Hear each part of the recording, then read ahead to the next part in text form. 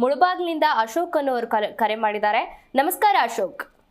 ನಮಸ್ತೆ ಮೇಡಮ್. ಹಾ, ಗುರುಜಿ ಇದ್ದಾರೆ, ಮಾತನಾಡಿ. ಹಲೋ, ಹರಿ ಓಂ ಗುರುಗಳೇ. ನಾರಾಯಣ. ಹೇಳಿ ಅಶೋಕ್. ನಿಮ್ಮ ಹತ್ರ ಒಂದೆರಡು ಸರಿ ಬಂದಿದೆ ಗುರುಗಳೇ. ಹೇಳಿ. ಮುಂದುವರ್ಸಕ್ಕೆ ಮತ್ತೆ ಸುಬ್ರಹ್ಮಣ್ಯಕ್ಕೆ ಹೋಗಿ ಎಷ್ಟು ತಿಂಗಳಾಯ್ತು ಬ್ರೇಕ್ ಆಗಿ? ಬ್ರೇಕ್ ಆಗಿ 4-5 ತಿಂಗಳಾಗೋದು ಗುರುದೆ. ಯಾಕಂದ್ರೆ ನಮ್ ಚಿಕ್ಕಪ್ಪ ಇಬ್ರು ಆಕ್ಸಿಡೆಂಟ್ ಅಲ್ಲಿ ತೀರೋಗಿದ್ರು ಗುರುಗಳೇ, ಡಿಸೆಂಬರ್ ಅಲ್ಲಿ. ಆಕ್ಸಿಡೆಂಟ್ ಅಲ್ಲ, ಆಕ್ಸಿಡೆಂಟ್ ಅಲ್ಲಿ ಇಬ್ರು ಒಂದೇ ಸರಿ ತೀರೋಗಿದ್ರು. ಚಿಕ್ಕಪ್ಪ ಅಂದ್ರೆ ಯಾವ ತರ? ನಿಮ್ ತಂದೆ? ನಮ್ ತಂದೆ ತಮ್ಮ. ಓಕೆ.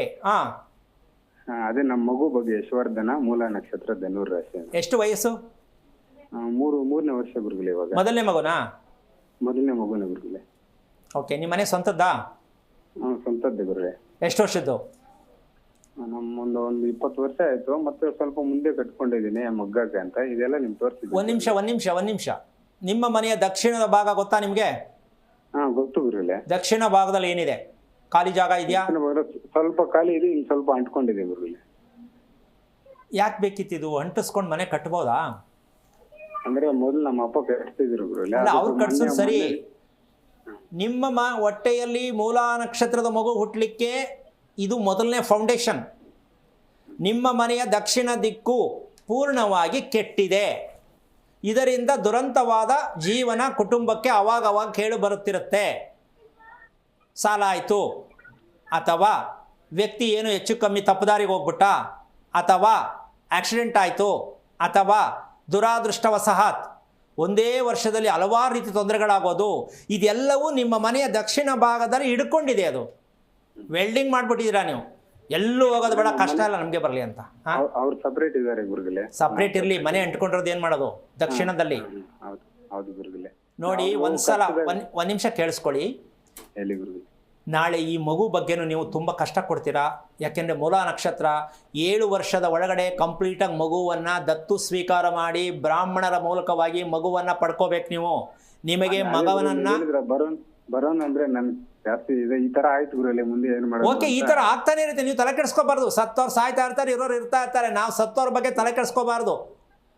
ಜಾಗ ಖಾಲಿ ಆಯಿತು, ನೆಕ್ಸ್ಟ್ ಒಬ್ಬರು ಬರ್ತಾರೆ ಅಷ್ಟೇ. ಸೆಂಟಿಮೆಂಟ್ ಇಟ್ಕೋಬಾರ್ದು. ಸಾವು ಖಚಿತ. ಯಾಕೆ ಅಂದರೆ ಆಗಲೇಬೇಕು, ಹುಟ್ಟಿದ್ಮೇಲೆ ಸಾಯಲೇಬೇಕು. ಸೆಂಟಿಮೆಂಟ್ ಬೇಡ.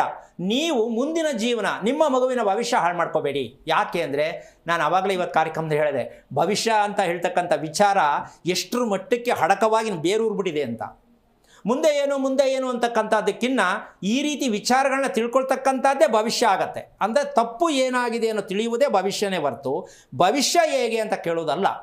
ಅಂದರೆ ನಮಗೆ ಮಾತಾಡ್ತಕ್ಕಂಥದ್ದಕ್ಕೂ ಅದಕ್ಕೆ ಅರ್ಥಕ್ಕೂ ಸಂಬಂಧವಿಲ್ಲದ ರೀತಿಯಲ್ಲಿ ಬದುಕ್ತಾ ಇದ್ದೀವಿ. ಇದನ್ನು ಬಿಡಬೇಕು. ನೀವೇನೇ ಮಾಡಿ ಆಂಜನೇಯನ ದೇವಸ್ಥಾನಕ್ಕೆ ಪ್ರತಿದಿನ ಹೋಗೋದನ್ನ ಮಿಸ್ ಮಾಡಬೇಡಿ. ಆಮೇಲೆ ಕೊನೆ ಪಕ್ಷ ಶನಿವಾರದ ದಿವಸ, ಅಂದರೆ ಈ ದಿನ ಶನಿವಾರ ನಿಮಗೆ ಕರೆ ಸಿಕ್ಕಿದೆ, ಸಾಯಂಕಾಲ ಅರ್ಧ kg ಎಳ್ಳೆಣ್ಣೆ ತೊಗೊಂಡೋಗಿ ದೀಪಕ್ಕೆ ಹಾಕಿಸಿ, ಆ ದೀಪದಲ್ಲಿರ್ತಕ್ಕಂಥ ಎಣ್ಣೆಯನ್ನು ಸ್ವಲ್ಪ ಕೊನೆಯಲ್ಲಿ ಒಂಚೂರು ಬಗ್ಗಿಸ್ಕೊಡಪ್ಪ ಅಂತೇಳಿ ತಾಂಬೂಲದಲ್ಲಿ ಒಂದು 100 ರೂಪಾಯಿ 200 ರೂಪಾಯಿ ಇಟ್ಟು ದೇವ್ರ ಪಾದಕ್ಕೆ ಇಟ್ಬಿಡಿ. ಆ ಎಣ್ಣೆಯನ್ನು ಸ್ವಲ್ಪ ಒಂಚೂರು ಹಚ್ಕೊಂಡು ಮಲ್ಕೊಳ್ಳಿ. ನಾಳೆ ಬೆಳಗ್ಗೆ ಸ್ನಾನ ಮಾಡಿ.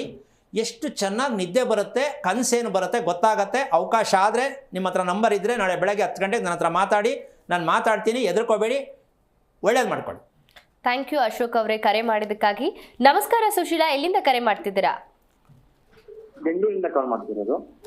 ಹೇಳಿ, ನಿಮ್ಮ ಹೆಸರು ಹೇಳಿ. ನಾನು ಮಾತಾಡ್ತಿರೋದು. ಹಾ, ಗುರುಜಿ ಇದ್ದಾರೆ, ಮಾತನಾಡಿ. ಹಲೋ ನಾರಾಯಣ, ಹೇಳಿ. ನನ್ನ ಹೆಸರು ಮುಕುಂದ ಅಂತ. ನನ್ನ ಆರೋಗ್ಯದ ಬಗ್ಗೆ ಕೇಳಬೇಕಿತ್ತು. ಯಾವ ಊರಿಂದ ನೀವು? ನೆಲಮಂಗಲದಿಂದ. ಓಕೆ, ಮುಕುಂದ. ಏನು ಮಾಡ್ತಾ ಇರೋದು? ಈಗ ಜಾಬ್ ಮಾಡ್ತಾ ಇದ್ದೀನಿ. ಎಷ್ಟು ವಯಸ್ಸು? 22. ಓಕೆ, ಈಗ ನಿಮ್ಗೆ ಏನು ತಿಳ್ಕೊಬೇಕು ಅಂತ ಆಸಕ್ತಿ ಇದೆ ಮುಕುಂದು? ನಮ್ಮ ಆರೋಗ್ಯ ಲಾಸ್ಟ್ 2023 ನಾನು ನ್ಯಾಷನಲ್ ಆಡಿದ್ದೆ. ಓಕೆ, ನನಗೆ ಲೆಫ್ಟ್ ಹ್ಯಾಂಡ್ ಡ್ಯಾಮೇಜ್ ಆಗಿತ್ತು. ಓಕೆ, ಅಲ್ಲಿಂದ ಸ್ವಲ್ಪ ಟ್ರೀಟ್ಮೆಂಟ್ ತಗೊಂಡೆ. ಅದು ಆಪರೇಷನ್ ಏನೂ ಆಗಿಲ್ಲ, POP ಹಾಕಿಸ್ಕೊಂಡು ಟ್ರೀಟ್ಮೆಂಟ್ ಅಲ್ಲಿ ಆಗಿದೆ. ಬಟ್ ಆದ್ರೆ ಆ ಲೆಫ್ಟ್ ಹ್ಯಾಂಡ್ ಇಂದ ಇನ್ನೂ ಪಿಕಪ್ ಆಗಿಲ್ಲ ಗುರುಗಳೇ. ಬ್ಲಡ್ ಚೆಕ್ ಮಾಡಿಸಿದ್ರಾ? ಬ್ಲಡ್ ಚೆಕ್ ಮಾಡಿಸಿದ್ರಾ? ನಿಮ್ಮ ಬ್ಲಡ್ ಚೆಕ್ ಮಾಡಿಸಿದಿರಾ? ಚೆಕ್ ಮಾಡ್ತೀನಿ ಗುರುಗಳೇ, ಎಲ್ಲ ಕರೆಕ್ಟ್ ಆಗಿದೆ. ಕರೆಕ್ಟ್ ಆಗಿದೆ. ಒಂದು ನಿಮಿಷ, ಕರೆಕ್ಟ್ ಆಗಿದೆ ಅಂತ ಹೇಳ್ತಾರೆ ಸರಿ. ವಿಷಯ ಏನಂತಂದರೆ, ನಿಮಗೆ ನಿದ್ದೆ ಸಕಾಲದಲ್ಲಿ ಮಲ್ಕೊಂಡ ತಕ್ಷಣ ನಿದ್ದೆ ಬರುತ್ತಾ? ಬರುತ್ತೆ. ಮಲ್ಕೊಂಡಿದ ತಕ್ಷಣ 10 ನಿಮಿಷ ಎಲ್ಲ ಕಾಲ ಗಂಟೆ ಬರುತ್ತೆ. ಎಷ್ಟೊತ್ತು ಮಲ್ಕೊಳ್ಳೋದು ನೀವು? 10-10:30. ಓಕೆ. ಮಧ್ಯೆ ಎಚ್ಚರಿಕೆ ಆಗುತ್ತಾ? ಬೆಳಗ್ಗೆದಾಗ ಹೆಂಗೆ ಮಲಗಿರ್ತೀರಾ? ಇಲ್ಲ ಸರ್, ಮಧ್ಯಾಹ್ನ ಎಚ್ಚರಿಕೆ ಆಗತ್ತೆ, 12 ಗಂಟೆ ಎಚ್ಚರಿಕೆ ಆಗತ್ತೆ. ಆಮೇಲೇನು ಪುನಃ ಮಲ್ಕೊಳ್ಳೋದಾ? ಕಷ್ಟಪಡೋದಾ? ಬಂದು ಮತ್ತೆ ಮಲ್ಕೊಂತೀನಿ. 12 ಗಂಟೆಗೆ ಎಚ್ಚರಿಕೆ ಆದ್ಮೇಲೆ ಎಷ್ಟು ಟೈಮ್ ತಗೊಳುತ್ತೆ ಗ್ಯಾಪ್ ನಿದ್ದೆ ಬರೋಕ್ಕೆ? ಇಲ್ಲ, ಜಾಸ್ತಿ ಟೈಮ್ ತಗೊಳ್ಳೋದು ಗುರುಗಳೇ. ಓಕೆ. ಬೆಳಗ್ಗೆ ಎಷ್ಟೊತ್ತು ಕೇಳೋದು? 6:30. ಹೇಳಿಸ್ಬೇಕಾ ನೀವೇ ಹೇಳ್ತೀರಾ? ಇಲ್ಲ, ನಾನೇ ಹೇಳ್ತೀನಿ. ಓಕೆ. ನಿಮ್ಮ ತಂದೆ ಏನು ಮಾಡ್ತಾರೆ? ನಮ್ಮ ತಂದೆ ಹರೀಶ್ ಅಂತ ಅವರು ವರ್ಕ್ ಮಾಡ್ತಾರೆ. ಅವರು ಏನು ವರ್ಕು? ಸೂಪರ್ವೈಸರ್ ಆಗಿ. ನಿಮ್ಮ ತಾಯಿ ಆರೋಗ್ಯ ಹೇಗಿದೆ? ತಾಯಿ ಆರೋಗ್ಯ ಸ್ವಲ್ಪ ಚೆನ್ನಾಗಿಲ್ಲ ಗುರುಗಳೇ. ನಿಮ್ಗೆ ಸೋದರ ಮಾವ ಇದ್ದಾರಾ? ನಿಮ್ಗೆ ಸೋದರ ಮಾವ ಇದಾರೆ. ಎಷ್ಟು ಜನ? ಇಬ್ರು ಇದಾರೆ. ಒಬ್ರು ಲಾಸ್ಟ್ 2 years ಬ್ಯಾಕ್ ತೀರ್ಕೊಂಡ್ರು. ಏನಾಗಿ ತೀರ್ಕೊಂಡ್ರು? ಅದು ಸ್ಟ್ರೋಕ್ ಆಗಿ ತೀರ್ಕೊಂಡಿದ್ರು. ಎಷ್ಟು ವಯಸ್ಸು ಅವ್ರಿಗೆ? 50 ಆಗಿದೆ. 50 ಆಗಿದೆ. ಇಷ್ಟು ಡೀಟೇಲ್ಸ್ ಏನಕ್ಕೆ ಕೇಳಿದೆ ಅಂದರೆ, ಮುಕುಂದ ಅನ್ನೋ ಹೆಸರು. ಮೊನ್ನೆನೋ ವಿಚಾರದಲ್ಲಿ ಮಾತಾಡಿದ್ವಿ ನಾವು. ಕೇಳಿಸ್ಕೋಣ. ಸಿಂಹ ರಾಶಿಲಿ ಹುಟ್ಟಲೇಬಾರ್ದೆ ಅಂತ ನೀನು ಕೇಳ್ದಮ್ಮ. ಇಷ್ಟು ಏನಕ್ಕೆ ಕೇಳಿದೆ ಅಂದರೆ ಈಗ ಗೊತ್ತಾಗಿರುತ್ತೆ ಅಂತ ಅನ್ಕೋತೀನಿ.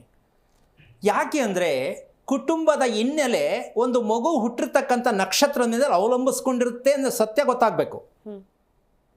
ಈಗ ಈ ವಯಸ್ಸಿಗೆ ಈ ವ್ಯಕ್ತಿಗೆ ಏನೆಲ್ಲ ದುರಂತ ಆಯಿತು, ದೇಹದ ಕತೆ ಏನಾಯಿತು, ಛಿದ್ರವಾಗಿರ್ತಕ್ಕಂಥ ಒಂದು ವಿಚಾರದಲ್ಲಿ ಇದ್ದ ಮೇಲೆ ಮುಂದೆ ಕಾನ್ಫಿಡೆನ್ಸ್ ಏನು, ನಾನು ಚೆನ್ನಾಗಿರ್ತೀನಿ ಅಂತ ನಂಬಿಕೆ ಏನು, ಮುಂದೆ ಮದುವೆ ಏನು, ಮುಂದಿನ ಆರೋಗ್ಯ ಸ್ಥಿತಿ ಏನು, ಇದೇ ಸೋದರ ಮಾವನಿಗೆ ಲಿಂಕ್ ಕೊಟ್ಟೆ ನಾನು.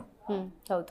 ತಾಯಿಯ ಸಂಬಂಧ ಹೇಗಿದೆ ಅದ್ರ ಲೀಡ್ ತಗೊಳುತ್ತೆ ಮುಕುಂದ ಅನ್ನೋ ಹೆಸರು. ವಂಶವನ್ನು ಹಳೆಯೋದಕ್ಕಿರೋದೇ ನಕ್ಷತ್ರ. ಯಾರ್ಯಾರು ಹೇಗೆ ರೀತಿ ಸತ್ತಿದ್ದಾರೆ, ಹೇಗೆ ಸತ್ರು ಅಂದರೆ ಎಲ್ಲಿ ಸತ್ರು, ಸತ್ತ ಮೇಲೆ ಎಲ್ಲಿ ಹಾಕಿದ್ರು ಅವ್ರನ್ನ, ಯಾವ ರೀತಿ ಅದಕ್ಕೆ ಮಾಡಿದ್ದಾರೆ, ಇದೆಲ್ಲ ಸತ್ಯ ಗೊತ್ತಾಗತ್ತೆ ಮಗು ಹುಟ್ಟಿದ ನಕ್ಷತ್ರದಲ್ಲಿ. ಅದಕ್ಕೋಸ್ಕರವಾಗಿ ಮಗು ಹುಟ್ಟುವಾಗ 2 ಕೈಯನ್ನು ಹೀಗೆ ಹಿಡ್ಕೊಂಡು ಬರುತ್ತೆ. ಯಾಕೆ ಹಿಡ್ಕೊಂಡು ಬರುತ್ತೆ ಅಂದರೆ ನಮ್ಮ ಹತ್ರ ಉತ್ತರ ಇಲ್ಲ. ಏನೋ ಹೇಳೋಕ್ಕಾಗತ್ತಾ? ಯಾರು ಹಿಡಿಸಿದ್ರ ಅದಕ್ಕೆ? ಇಲ್ಲ ಅಲ್ಲ. ಏನಕ್ಕದು?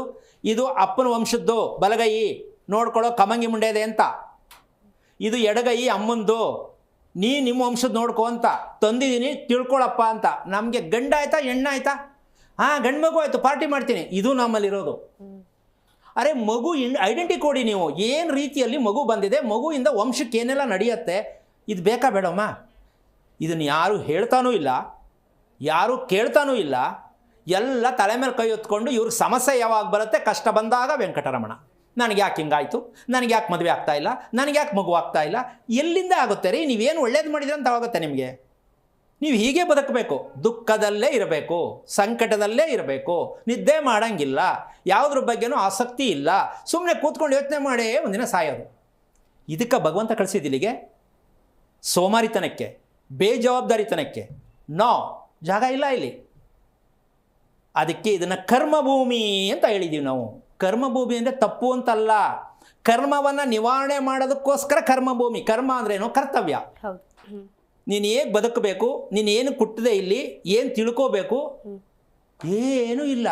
ದುಡ್ಡು ಮಾಡ್ತೀನಿ, ಎಜುಕೇಷನ್ ತಗೋತೀನಿ, ಡಾಕ್ಟ್ರ್ ಆಗ್ಬಿಡ್ತೀನಿ, ಇದೆಲ್ಲ ನಿನ್ನ ಕಲ್ಪನೆ. ನೀನು ಅಂದ್ಕೊಂಡಂಗೆ ಏನು ನಡೆಯಲ್ಲ ಇಲ್ಲಿ. ನಡೆದ್ರೂ ನಿನಗೆ ಅದರಿಂದ ಏಳಿಗೆ ಆಗಲ್ಲ. ಎಷ್ಟೋ ಜನ ಓದೋದೇ ಯಾವುದೋ, ಹೋಗೋದೇ ಎಲ್ಲಿಗೋ, ಆಮೇಲೆ ಅನ್ಕೋತಾರೆ ಅಯ್ಯೋ ನಾನು ಏನೋ ಅಂದ್ಕೊಂಡು ಓದಿದೆ, ಇಲ್ಲಿಗೆ ಬಂದೆ, ಅಷ್ಟೇ ಕತೆ. ಅದೇ ರಿಯಲ್ ಫ್ಯಾಕ್ಟ್. ಇದನ್ನು ಮಗು ಹುಡ್ತಾ ಯಾಕೆ ತಿಳ್ಕೊಬಾರ್ದು? ಮಗುಗೆ ಬುದ್ಧಿ ಹೇಳಕ್ಕೆ ಹೋಗಬಾರ್ದು, ಮಗುನ ದಾರಿ ತಪ್ಪಿಸ್ಬಾರ್ದು. ನೀನು ಇದಾಗು, ನೀನು ಅದಾಗು, ನೀನು ಈ ಕಡೆ ತಿರ್ಕೋ, ನೀನು ಹಿಂಗೆ ಹಾಕೋಬೇಡ, ಕಬ್ಬಟ್ಟೆ ಹಾಕೋಬೇಡ, ಹೊರಗಡೆ ಹೋಗಬೇಡ, ಇದೆಲ್ಲ ಕತೆ ಬೇಡ್ರಿ. ಮಗುವಿನ ಸತ್ಯವನ್ನು ತಿಳ್ಕೊಳಕ್ಕಾಗಿದೆಯಾ? ಇಲ್ಲ. ಮತ್ತು ಯಾಕೆ ಬೇಕು ಮಗು? ಮದುವೆ ಆಗ್ತೀರಾ, ಗಂಡ ಹೆಂಡತಿ ಬಗ್ಗೆ ಗೊತ್ತಿಲ್ಲ, ಮಗು ಮಾಡ್ಕೊತೀರಾ, ಮಗು ಬಗ್ಗೆ ಗೊತ್ತಿಲ್ಲ, ಮನೆ ಕಟ್ತೀರಾ, ಮನೆ ಬಗ್ಗೆ ಗೊತ್ತಿಲ್ಲ, ಮತ್ತು ಯಾವ ತಿಳ್ಕೊಂಡಿರಾಗಾದ್ರೆ? ಏನು ಕುಟ್ಟಬೇಕು ನಾವು ಹಾಗಾದ್ರೆ? ಇಲ್ಲಿ ಏನು ಕುಟ್ಟಿದ್ದೀವಿ ಗೊತ್ತಿಲ್ಲ. ಅಣ್ಣ ಅರ್ಥ ಆಯ್ತಾ ನಿನಗೆ? ಹಲೋ, ತಿಳ್ಕೊಳಕ್ ಪ್ರಯತ್ನ ಮಾಡು. ಮತ್ತೆ ಮುಂದೆ ಆಗೋದು ಬೇಡ, ಅನುಭವಿಸೋದು ಬೇಡ, ಯೋಚನೆ ಮಾಡ್ಕೊಂಡು ಬದುಕಬೇಡ. ನೆಮ್ಮದಿಯಾಗಿ ಬದುಕಬೇಕು ಅಂದರೆ ನೀನು ಒಂದು ಕೆಲಸ ಯಾವಾಗಲೂ ತಿಳ್ಕೊ, ಆದಷ್ಟು ಮಟ್ಟಕ್ಕೆ ಬಾಳೆ ಎಲೆಯಲ್ಲಿ ಊಟ ಮಾಡೋದನ್ನ ಇವತ್ತಿಂದನೇ ಪ್ರಯತ್ನ ಮಾಡು. 5 ದಿನ ತಪ್ಪದೆ ಬಾಳೆ ಎಲೆ ಊಟ ಮಾಡು. ಶ್ರೀರಾಮಚಂದ್ರನ ಅನುಗ್ರಹ ನಿನ್ನ ಮೇಲೆ ದಯ ಮಾಡಲಿ 108 ಸಲ ಶ್ರೀರಾಮ ಅನ್ನೋ ಹೆಸರನ್ನು ಬರಿತಾ ಹೋಗು. ಪ್ರತಿದಿನ ಬೆಳಗ್ಗೆ ಎದ್ದು 5 ಗಂಟೆಗೆ ಬರೆಯೋಕ್ಕೆ ಶುರು ಮಾಡಿದ್ಮೇಲೆ ಎಲ್ಲೂ ಎದ್ದೋಗಬಾರ್ದು, ಟಿ ವಿ ನೋಡಬಾರ್ದು, ಮಾತಾಡಬಾರ್ದು. ಇದನ್ನು ಮಾಡಿ ನೋಡು, ಏನೋ ಒಂದು ಹೊಸ ಚೈತನ್ಯ ಬರುತ್ತೆ. ಅದು ಸಿಕ್ಕಿದ್ರೆ ಇನ್ನೊಮ್ಮೆ ಕರೆ ಮಾಡು, ಮಾಹಿತಿ ತಿಳ್ಕೊ, ರಿಪೇರಿ ಮಾಡೋಣ. ಒಳ್ಳೆಯದಾಗಲಿ. ಥ್ಯಾಂಕ್ ಯು ಮುಕುಂದ ಅವರೇ ಕರೆ ಮಾಡಿದ್ದಕ್ಕಾಗಿ. ಗುರೂಜಿ, ಇನ್ನು ಇವತ್ತಿನ ಕಾರ್ಯಕ್ರಮದಲ್ಲಿ ಭಾಗಿಯಾಗಿ ಸಾಕಷ್ಟು ವಿಷಯಗಳನ್ನು ತಿಳಿಸ್ಕೊಟ್ಟಿದ್ದೀರಾ, ಹಾಗಾಗಿ ಧನ್ಯವಾದಗಳು. ಇಲ್ಲಿ ವಿಚಾರ ಏನಪ್ಪ ಅಂತಂದರೆ, ಪ್ರತಿಯೊಂದು ವಿಷಯದಲ್ಲಿ ಈಗ ನಾನು ಮಾತಾಡಿರ್ತಕ್ಕಂಥ ಲೆಕ್ಕಾಚಾರದಲ್ಲಿ ಇದಿನ್ನೂ ಪೂರ್ತಿ ಆಗಲಿಲ್ಲ. ನಕ್ಷತ್ರದ ಮಹಿಮೆ ಇನ್ನೂ ಪೂರ್ತಿ ಆಗಿಲ್ಲ. ಕ್ರಮೇಣ ಹೇಳ್ತಾ ಹೋಗೋಣ. ಆದ್ರೆ ಒಂದಂತೂ ಸತ್ಯ, ಕೇಳೋದಕ್ಕೆ ತುಂಬ ಕಷ್ಟ, ಹರಗಿಸ್ಕೊಳ್ಳೋಕ್ಕೆ ಇನ್ನೂ ಕಷ್ಟ. ಹಂಗೆ ಅನ್ಕೋಬಾರ್ದು. ಏನಮ್ಮ, ಹೋರಾಟ ಮಾಡೋಕ್ಕೆ ಇಲ್ಲಿ ಭಗವಂತ ಕಳಿಸಿರೋದು, ಹೌದಲ್ಲ? ಫೇಸ್ ಮಾಡ್ತೀನಿ ಅಂತಿರಲ್ಲ, ಮಾಡಿ. ಜೀವನದ ಬಗ್ಗೆ ಫೇಸ್ ಮಾಡಿ, ಆಸ್ತಿ ಮಾಡೋದ್ರ ಬಗ್ಗೆ ಫೇಸ್ ಮಾಡಬೇಡಿ. ಜೀವನದ ಬಗ್ಗೆ ಫೇಸ್ ಮಾಡೋದನ್ನ ನೀವು ಕಲ್ತ್ಕೊಳ್ಳಿ, ನಿಮ್ಮ ಮಕ್ಳಿಗೆ ಕಲಿಸಿ. ಸೋಮಾರಿತನದಲ್ಲಿ ನಾವು ಬೆಳೆಸಬಾರ್ದು ಮಕ್ಕಳನ್ನು, ನಾವು ಸೋಮಾರಿಗಳು ಆಗಬಾರ್ದು. ಏನು ಅಂದರೆ ಸತ್ಯವನ್ನು ತಿಳಿಬೇಕು. ನಮ್ಮ ಬದುಕಿನ ಮೌಲ್ಯ ಏನು, ನಮ್ಮ ಜೀವನದಲ್ಲಿ ಬೇಕಾಗಿರ್ತಕ್ಕಂಥ ಸತ್ಯಾಂಶ ಏನು, ಇದನ್ನು ತಿಳ್ಕೋಬೇಕು. ನಮ್ಮ ZTVಯನ್ನು ತಪ್ಪದೆ ಪ್ರತಿದಿನ ಫಾಲೋ ಅಪ್ ಮಾಡಿಕೊಂಡು, ಮನಸ್ಸನ್ನು ಇಟ್ಟುಕೊಂಡು, ಗಾಬರಿ ಆಗದೆ, ಬೇಜಾರು ಮಾಡ್ಕೊಳ್ಳದೆ ನೋಡ್ತಾ ಇರಿ. ಹಂತ ಹಂತವಾಗಿ ರಿಪೇರಿ ಮಾಡೋಕ್ಕೆ ಪ್ರಯತ್ನ ಮಾಡೋಣ ಅಂತ ಅಂದ್ಕೊಂಡಿದ್ದೀನಿ.